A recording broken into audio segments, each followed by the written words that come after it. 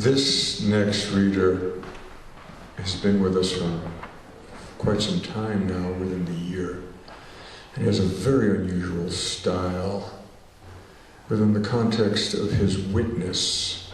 As Lou O'Neill, one of our sages, has remarkable witness. But what I particularly like about Sean Foley's work is the intimacy and the spaces between the words, literally, figuratively, and metaphorically. His observations really touch me. Gives me great pleasure. Sean Foley.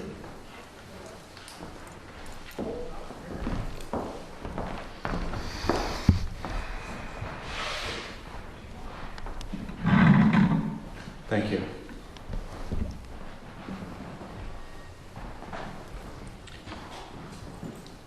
Field, cup. There is a shape that persists, not flattened, but open, a room being made by being remade continuously.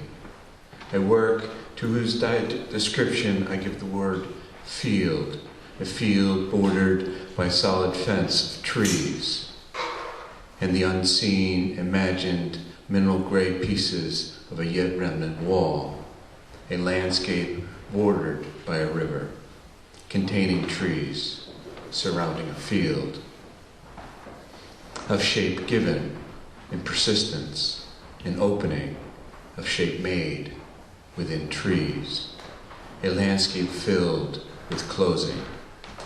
I say field because it is open, open by a setting aside, by activity, by a disallowing of what it is not. I say room because it is a place kept open, but also a kind of enclosure. A field enclosed by harvest, by continual cutting, by limiting.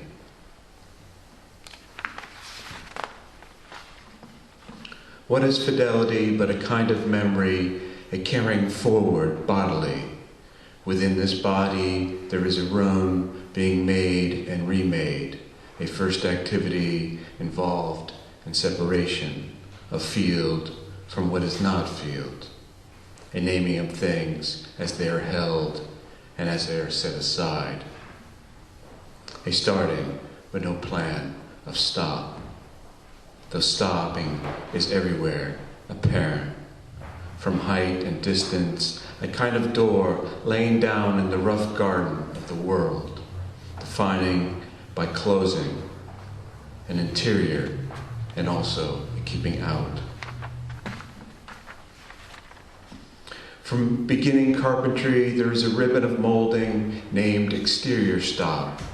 A stop surrounds the plane of a door, defining the door within its own jamb, a framing over against the inside of a door frame, the stating of direction by definition of closing, the expressed limit placed squarely at the beginning of the unchosen side, the combination of door and a strip of wood, allowing both entry and exit, yet to be opened in one direction only. Stop is what makes door possible to be of use over and over for years. Not lock, but a constraint which keeps the door from damaging its own hinges. Yet ours is a carpentry without hinges, ever opening, without glass, ajar, a kind of provisionalism which makes itself possible by believing in a weather that will continue to be as it is and to be benign.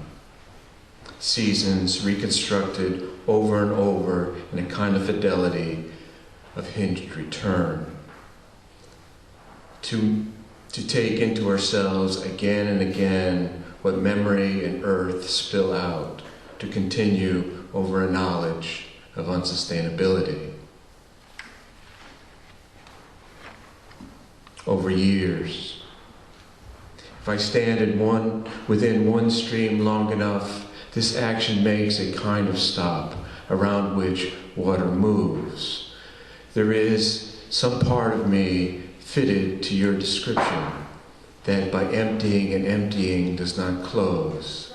This field is bordered by a river, which I call, for no other better word, longing.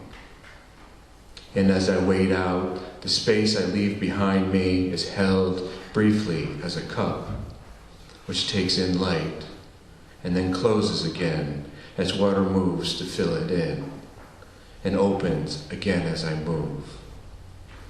As if brief light follows behind us, there is again the persistence of memory that is near to me.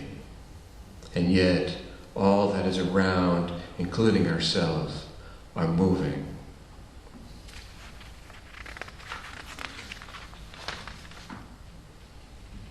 I am returned often to thinking of a place within me as yours, fitted to some description you gave, that I discover now by traveling away from. Long defines the direction over and over away from you, and yet what I carry forward bodily. I keep this cup within me, which as I struggle to remain, remains open by repetition only. I am, in my interior, what I continually define and redefine, in use, by care, of ideas, of accepting harvest, by this stopped practice of what we call past, in hope of all I leave without, of this shape I carry now, again. Thank you.